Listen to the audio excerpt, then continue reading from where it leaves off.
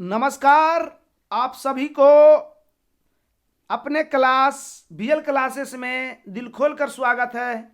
आज हम विज्ञान के जो 18 तारीख को एग्जाम होगा उसके लिए महत्वपूर्ण क्वेश्चन लेके आए हैं आपके सामने।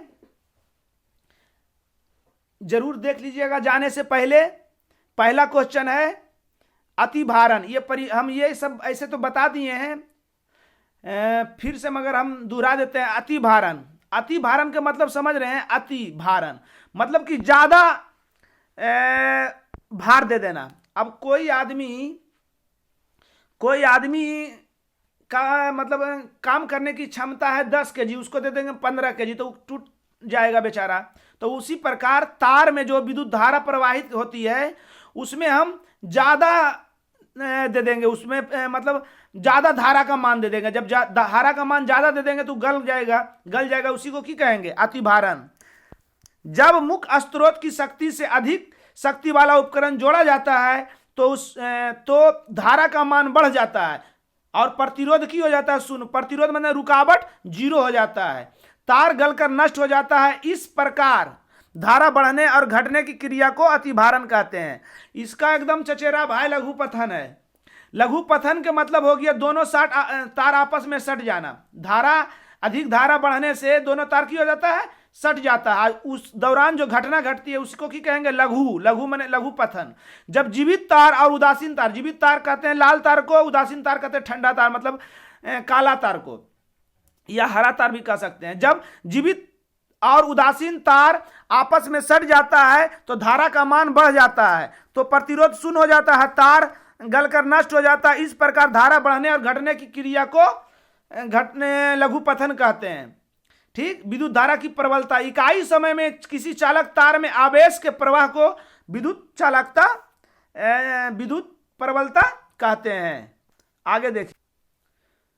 अगला क्वेश्चन है आदर्श ईंधन। आदर्श के मतलब होता है अच्छा। आदर्श के मतलब अच्छा। वैसा ईंधन जो सस्ता और सुगमता पूर्वक उपलब्ध हो, मतलब आसानी से उपलब्ध हो। वैसा ईंधन जो सस्ता और आसानी से उपलब्ध हो और जिसका ज्वलन ताप निम्न और ऊष्मीय मान उच्च हो, कम जलने पर अधिक ऊष्मा दे, उसे आदर्श ईंधन कहते हैं। इसकी विशेषता कम खर्च पर आसानी से उपलब्ध हो, कम खर्च पर आसानी से उपलब्ध हो, सब जगह उपलब्ध हो, आसानी से मिल जाए सब जगह, जलने के बाद धुआं कम दे। जब धुआं कम देगा तो वायुमंडल कम प्रदूषित होगा। जलने के बाद आवेश पदार्थ नहीं बचना चाहिए, पूरा का पूरा जल जाना चाहिए। जलने से प्रदूषण ना होना चाहिए, ऊष्मीय मान उच्च होना चाहिए। यह था आदर्श ईंधन।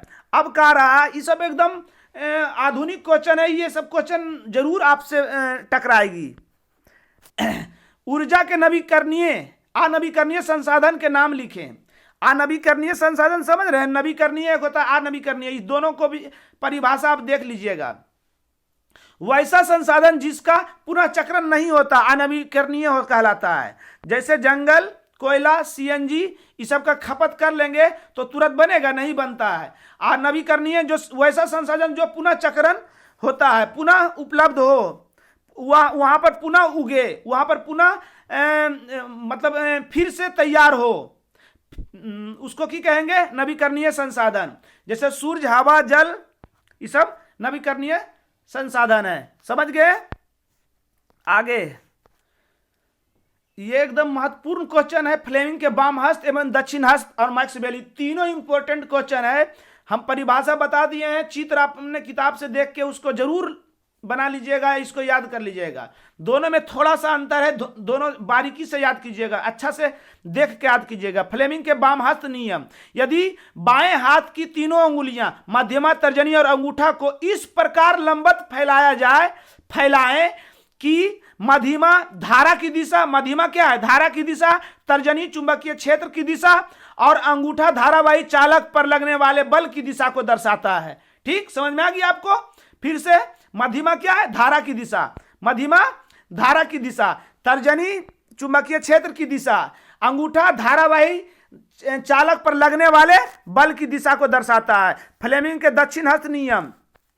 फ्लेमिंग के दक्षिण हस्त नियम क्या कह रहा है? फ्लेमिंग के दक्षिण हस्त नियम कहता है वाम हस्त नियम बाएं हाथ और दक्षिण हस्त नियम दाएं हाथ कि तीनों अंगुलियां मध्यमा तर्जनी अंगूठा को इस प्रकार लंबवत फैला जाती कि मध्यमा प्रेरित धारा की दिशा, तर्जनी चुंबकीय क्षेत्र की दिशा और अंगूठा चालक के गति की दिशा को दर्शाता है।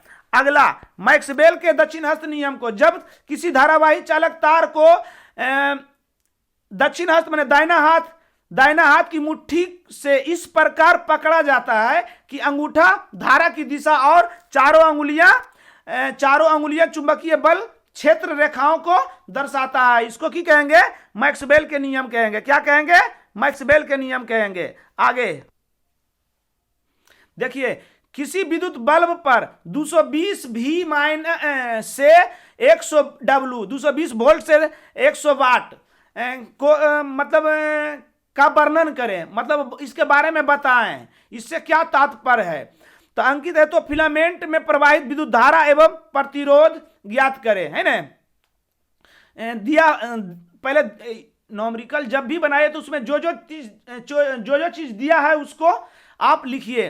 तो 220 भी वोल्ट 220 और शक्ति 100 वाट का है। धारा पहले निकालना है आई, क्या निकालना है? आई और प्रतिरोध आई निकालना है, विद्युत धारा निकालना है और क्या निकालना है? प्रतिरोध। देखो ये विद्युत धारा हुआ, ये प्रतिरोध हुआ। विद्युत धारा को आई से, प्रतिरोध को आर से इंडिकेट करते हैं। तो P बराबर भी आई होता है, क्या होता है? भी आई ये जो है गलती सती हो गया है, भी आई होता है। तो P बराबर की हो जाएगा? P बराबर हो जाएगा, सॉरी I बराबर हो जाएगा P बटा भी, की होगा? P बटा भी हो जाएगा। I बराबर की होगा? P बटा भी। देखिए P बराबर भी आई, तो I भी गुना में इस जाएगा तो भागा में। तो 100 वाट बटा 220 वोल्ट है ना, काट के आएगा 5/11 एम्पियर। एम्पियर किसका? विद्युत धारा का ऐसा ही मात्रक। पुनः V बराबर आर आई, तो R बराबर V बटा आई। V का मान 220 और I का मान निकाले, यहां रख दिए, काट के आ गया कितना? 484 ओम। प्रतिरोध का ऐसा ही मात्रक ओम, प्रतिरोधकता का ओम मीटर। ठीक, आगे देखिए, ये दोनों क्वेश्चन ध्यान से बनाइएगा। प्रश्न है, किसी चालक तार का प्रतिरोध किन किन बातों पर निर्भर करता है? किसी चालक का प्रतिरोध निम्न बातों पर निर्भर करता है। प्रतिरोध का मतलब रुकावट। सबसे पहले यह याद रखिए कि प्रतिरोध का मतलब समझिए रुकावट। चालक तार की लंबाई बढ़ने से प्रतिरोध की होता है? बढ़ता है। प्रतिरोध क्या होता है? बढ़ जाता है। जितना तार आप लंबा कीजिएगा लाइन उतना कम जाएगा। जैसे गांव, पहले जब खेत में लाइन नहीं था तो गांव से हम लाइन ले जाते थे, तो ज्यादा लंबा हो जाती थी तो कहते थे कि वोल्टेज नहीं पहुंच रहा है, मतलब विद्युत धारा नहीं बढ़िया से पा रहा है, जा रहा है। तो क्या हो रहा है? तो रुकावट हो रहा होगा, बीच में रुकता होगा, क्योंकि इतना लंबा तार हो जाता था कि लाइन नहीं जा पाता था, मोटर नहीं चलता था, तो पटता था खेत नहीं।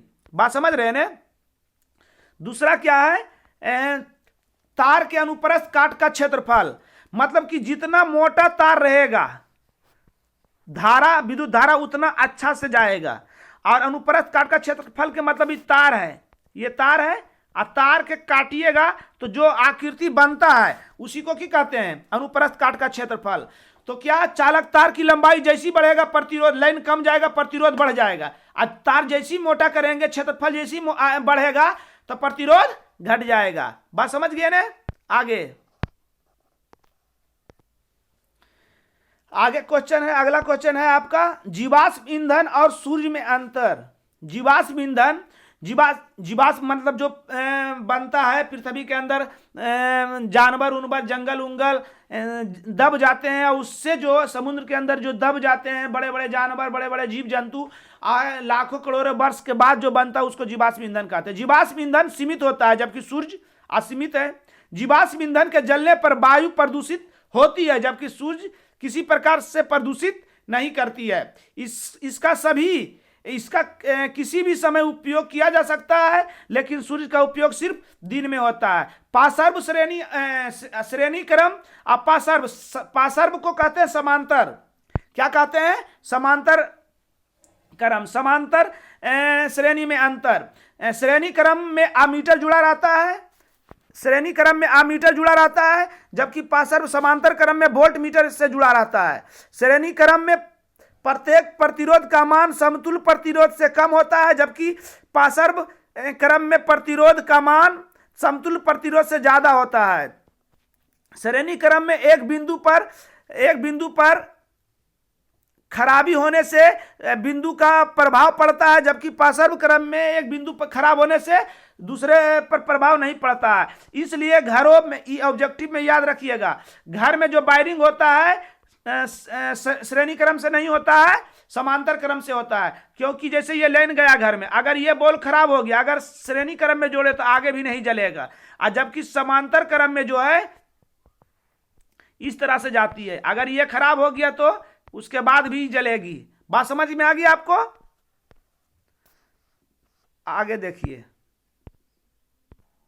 अगला क्वेश्चन है ओम के नियम। ओम के नियम को लिखे और इसे गणितीय और ग्राफीय विधि से सत्यापित। गणितीय विधि, ग्राफीय विधि, कोई विधि, इसमें भाषा सिर्फ लिखना है बाबू। एक बार बढ़िया से पढ़ लोगे याद हो जाएगा। पहले ओम के नियम। नियत ताप पर जब किसी चालक तार में विद्युत धारा प्रवाहित किया जाता है तो उसके दोनों सिरा के बीच उत्पन्न विभवांतर विद्युत धारा के समानुपाती होता है। इसमें ऑब्जेक्टिव भी पूछ सकता है, दोनों सिरा के बीच उत्पन्न विभवांतर विद्युत धारा का क्या होता है? तो समानुपाती होता है। अब देखिए गणितीय विधि में ये आपका स्ट्रक्चर बना हुआ है, और इधर हम सत्यापित किए हैं।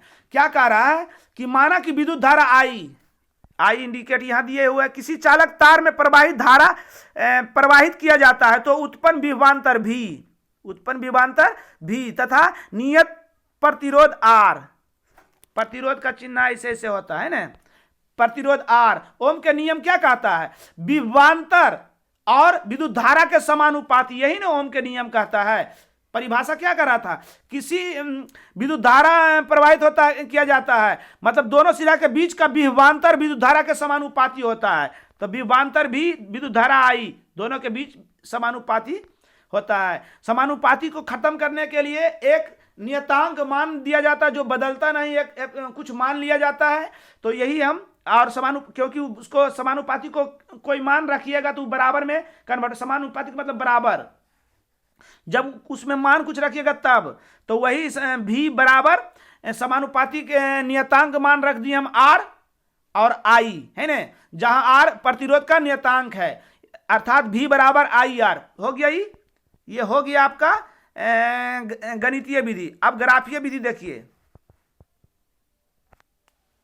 ग्राफीय विधि आपके सामने है, देखिए।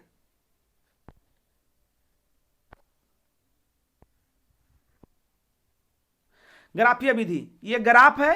करा किसी परिपथ में एमीटर और वोल्ट मीटर को जोड़ा जाता है। जब सेलों की संख्या बढ़ाई जाती है तो एम्पियर के साथ साथ वोल्ट मीटर भी बढ़ता है। देख लीजिए यहां पर ये स्ट्रक्चर है, मतलब ये सारणी है, मतलब इसको हम अथी किए, विद्युत धारा जैसे जैसे बढ़ रहा है विभवांतर वोल्ट भी उसी प्रकार बढ़ रहा है।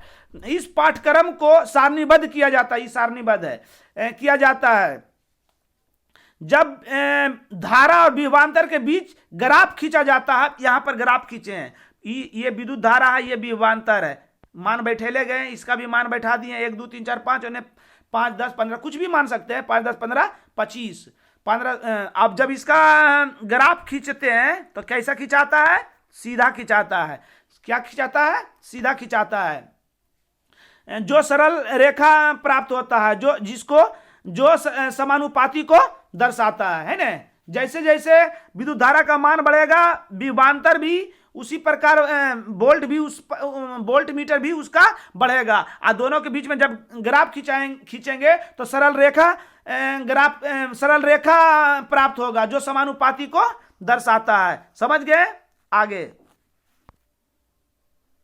आगे आपका है विद्युत मोटर।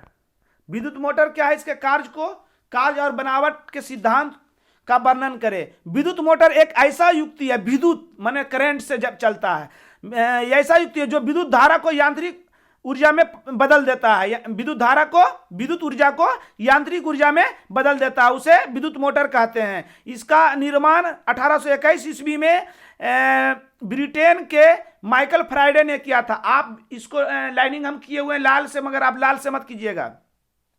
इसका सिद्धांत क्या है? विद्युत मोटर जो है फ्लेमिंग के वाम हस्त नियम पर कार्य करता है। इसका किस पर करता है? वाम हस्त नियम पर कार्य करता है। समझ गए? अब देख लीजिए ये चित्र जो है इसके बारे में ये पूरा लिखाया हुआ है, भाषा, जितना भाषा इसके बारे में लिखाया हुआ है। ठीक, क्या क्या है देखिए। एक लोहा के आवरण, आवरण का मतलब खोल होता है, जो ये आपका है। ठीक, आवरण में दो शक्तिशाली नाल चुंबक लिया जाता है। ये देखिए ये दो है, चुंबक लिया जाता है जिसका ध्रुव एक दूसरे के विपरीत है ना। इधर एस है तो इधर एन है, साउथ नॉर्थ, इधर साउथ है तो इधर नॉर्थ है ना, और इसका उल्टा जना रहा है ना आपको, हाँ, विपरीत होता है। इसके बीच आर्मेचर, आर्मेचर का मतलब किसी भी कुंडली में तार जो लपटा हुआ रहता है, ये जो है ना तार लपटा हुआ इस प्रकार से, क्या है? तार लपटा हुआ है। आर्मेचर रखा जाता है। आर्मेचर के अग्रभाग में पीतल का वलय है, ये पीतल का वलय है, पीतल का वलय होता है। वलय कार्बन के ब्रश से सटा होता है, कार्बन के ब्रश से सटा होता है। ये कार्बन का ब्रश है, ताकि रगड़ाने के बाद उसमें मतलब कि कार्बन ना लगे। जब कार्बन लगेगा तो विद्युत धारा प्रवाहित अच्छा से नहीं होगा।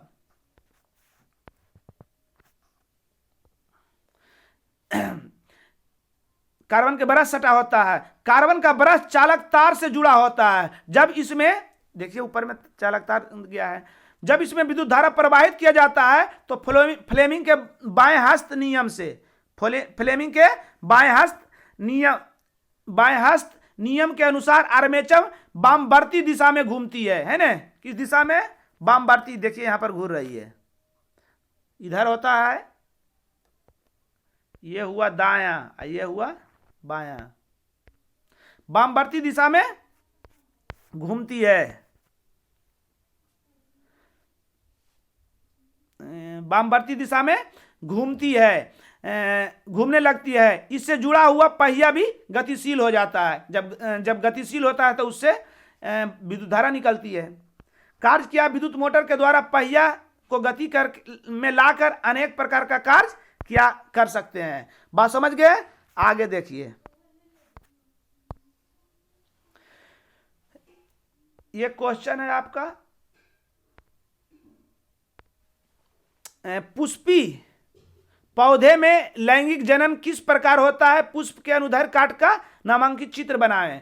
पुष्प में लैंगिक पुष्प पौधे में नर और मादा जनन एक साथ होती है। नर जनांग को पुंकेसर कहते हैं। उसमें प्रागकोश में परागकण पाया जाता है। यह परागकण स्त्री केसर के वर्ती काग्र पर पहुंचती है, तो वर्ती काग्र के द्वारा मादा युग के अंडाशय में पहुंचती है। निषेचन क्रिया के बाद बीजांड में भ्रूण विकसित होता है, जो पुनः बीज में बदल जाता है।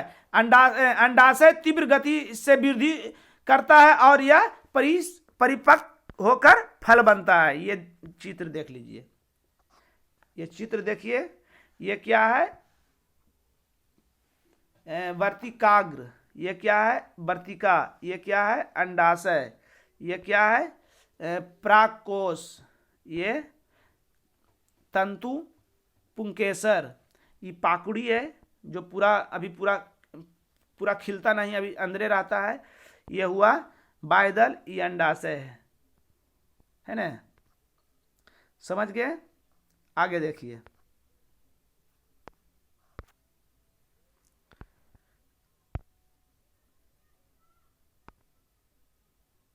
आगे देखिए, ये भी बहुत मस्त क्वेश्चन है। अगर चित्र नहीं बना पाए, चित्र के जगह पर एगो ये ही रहेगा। पौधों में प्रकाश संश्लेषण की क्रिया का सचित्र वर्णन करें। प्रकाश संश्लेषण समझ रहे हैं, सूर्य के प्रकाश में पौधा अपना भोजन बनाता है। प्रकाश संश्लेषण एक जैविक रासायनिक अभिक्रिया है। पेड़ पौधे सूर्य के प्रकाश और हरित लवक, पर्णहरित जिसको कहते हैं, के उपस्थिति में पत्तियों के रंध्र छिद्र के द्वारा CO2 तथा जड़ों से जल ग्रहण करता है। तो प्रकाश संश्लेषण क्रिया द्वारा कार्बोहाइड्रेट, जल और ऑक्सीजन गैस बनाती है। ये चित्र देख लीजिए,